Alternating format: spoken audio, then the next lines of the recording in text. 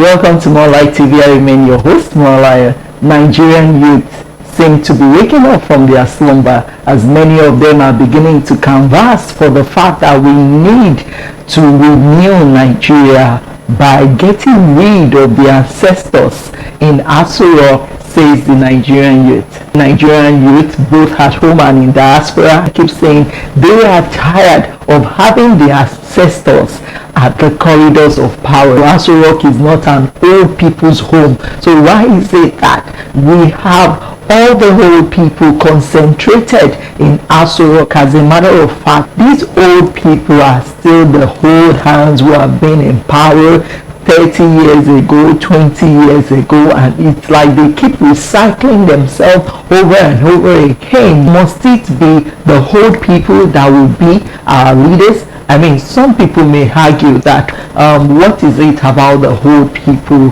After all, the United States has Joe Biden as the American president, and he has owned power at the age of 78 years. Now, do you know that before a Joe Biden was a Barack Obama who assumed the presidential position at the age of 47, and before a Barack Obama we also had a young president such as Bill Clinton who also assumed that post of president at the age of 46. Do you know that Joe Biden is the oldest person in history that's been said to be the United States president, as he was age 78 when he was sworn in as president? That has never happened in the history of the United States. As a matter of fact, research has it that most of the presidents and most of the public office holders in the United States are averagely age 55. They are in their 40s, 50s and 60s. Even though he was 78 years old, we never heard during Joe Biden's presidential campaign that he was living outside of the US or was going outside of the US to seek medical care or medical help. No, we didn't hear anything like that.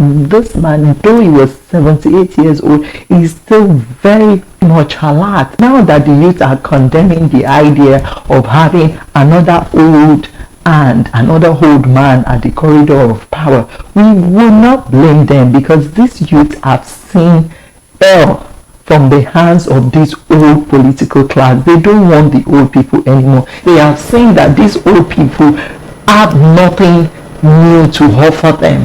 They have really nothing to offer them other than increasing rate of unemployment, high rate of inflation, high cost of living, lack of power supply, no internet, and even if there is internet, is so slow. All they have seen from these old people is prolonged ASU strikes, indefinite strikes upon strike. Those who even manage to graduate are looking for job, no jobs after graduation. Some of them are underemployed. Some have been marginalized. Even those that are trying to do business, no power to power up their business. The cost of diesel is high, the cost of fuel is high. Even if they try to generate power with generator, they will end up using all their business profits to power. In addition to insecurity of lives and property, and recently flood came and ravaged so many parts of Nigeria. So are we saying that these old people that have been in power for decades do not know that Nigeria is prone to flood and that something ought to have been done about it? All we get majorly from this old political class is, stories upon stories of embezzlement, of corruption. There's so much high leakages in the government parastatals, government offices and institutions, and these leakages are obviously going into private pockets. We will never be investigated. We may never be caught. We may never be prosecuted, even if they are discovered, and you keep wondering what is going on. The youth are tired, and that is why the youth are ready this time around to throw their weight behind a younger presidential candidate who can hit the ground running, who is fit health-wise, who has ideas to solve the problems of Nigeria and can attract, the talent and the brains that can help to address all these issues. I mean, it's not as if the youth are outrightly condemning the idea of having an old person. I'm sure they wouldn't mind to have an old person at the corridor of power or as the president if it's the like of the Okonjo Iweala, if it's the like of the Akitola Williams of this world, the like of Dr. Christopher Kolade of this world, the like of Atedo Peterside of this world, and many fine young gentlemen and women that are far better than the current presidential aspirant that we have today, that can lead this country out of this chaos that we are in into prosperity and advancement.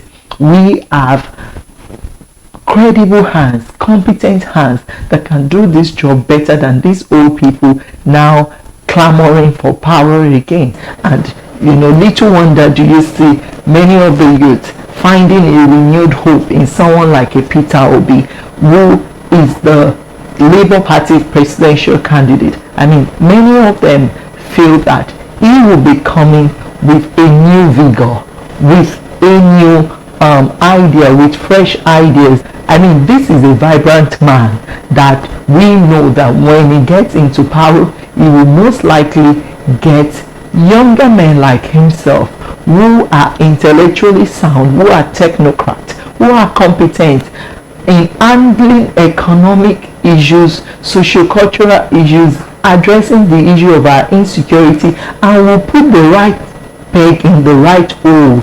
Not this our old political class that keep doing rent-seeking, nepotism, bribery, corruption, embezzlement. I mean, there is nothing grandeur, nothing spectacular about the government led by these old political hands. Nigeria has not progressed under the hands of these old men. Rather, it has retrogressed. As a matter of fact, this current administration has driven Nigeria backward by another 20-30 years. All the work that has been done by the past administrations have been eroded by this current administration. That is the truth. But this truth, most people don't want to say it. As a matter of fact, I was surprised that some people among this old political class are actually sharing the Buhari government, that the Buhari government has done well. And I'm like, excuse me, Buhari's government has done well? I mean, this is the worst government I've ever seen in the history of Nigerian democracy. Since Nigeria became a democracy in 1999, this is the worst I've ever seen. So why would you be giving yourself an excellent scorecard when your result is actually a poor result? The youth of Nigeria have been driven to their wits' end. These youth are wasting away in so many areas. I mean, recently ASU was on strike for almost 8 months. These youth have been out of school. I mean, India, for example, invested in the education of their young people, and now India is known for good health care. When it comes to technology, they are also known in the advancement of technology. They've been able to educate their young people, so that these are the people now that are bringing healthcare to the rural areas. They are bringing technology to their country. IT is becoming a strong skill in India. I mean, and this is a more populous country than Nigeria, yet their government is being strategic. They are investing in the future of their youth. I mean, there is no school you will go to all over the world that you won't see Indians there. They are there, they are ready to get education, and their government is trying to sponsor them for them to go study as much as they can. But in Nigeria, what do we see? It's like the government is even discouraging the young one from pursuing education because of this incessant ASU strike. So people are tired. I mean, Nigerians have lost hope in this current political class or political cabal. They need new hands. They need fresh breed of leaders. They need a new breed of leaders. And there is no way you can renew Nigeria if you cannot renew the hope of the Nigerian youth. These Nigerian youth have suffered for so long. As a matter of fact, for some of them, many of their dreams have been shattered. They don't even know where to go from here. Some of them are struggling. No matter how hard they try, it's like the system is against them. It's like the government is against them. I mean, recently, despite the news of flooding in Nigeria, despite the news of fuel scarcity in Nigeria, despite the insecurity on the Nigerian roads, despite the high inflation rate, imagine food inflation being over 20%, and the fact that so many things are working against the people in Nigeria, what the government is coming out with is new Naira notes, and they are giving a deadline of January for every Nigerian to go to the bank to deposit their old Naira note, which definitely will inflict some hardship on Nigerians, because these Nigerians will end up going to queue again at different banks. So is it that the government is insensitive to the people? Because I see the Nigerian government has just being against the people. They are the principalities and powers dispossessing the people of their well-being, of their welfare, of their sanity. I mean, the Nigerian government is currently driving a lot of youth mad.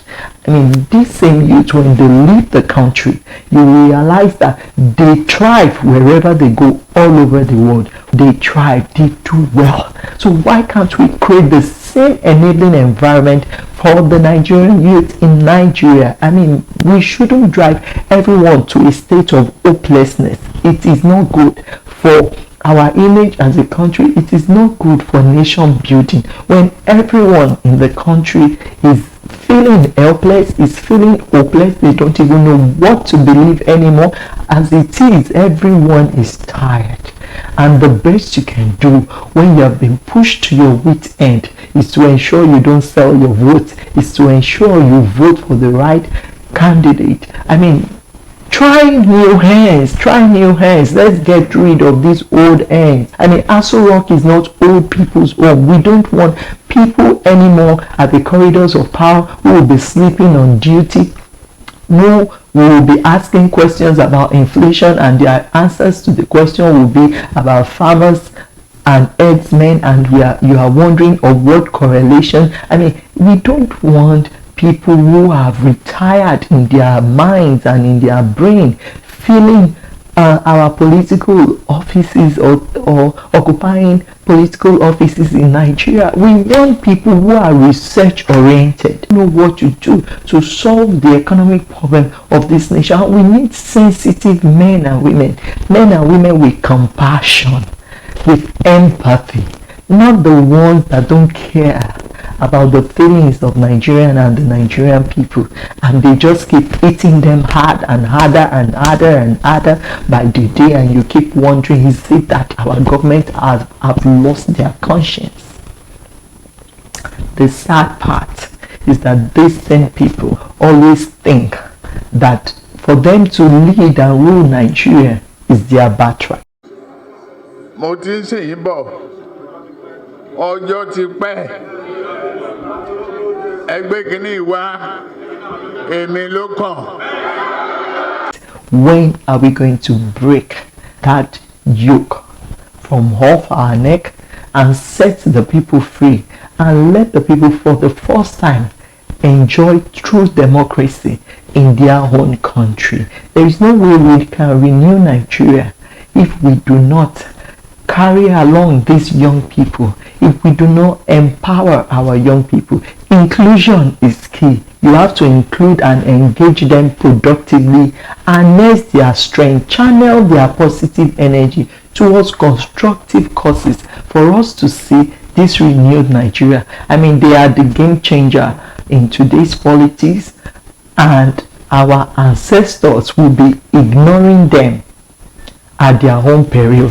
We can see what is going on with the obidatti movement. The youth are determined. They are determined to get rid of these old people from the corridor of power, to clean out the old people from the corridor of power and ensure that talented, bright, young, competent, credible men and women occupy the seat of power. We need to start calling these things out if we want to experience a true democracy. Guess what? I'm just spreading more light.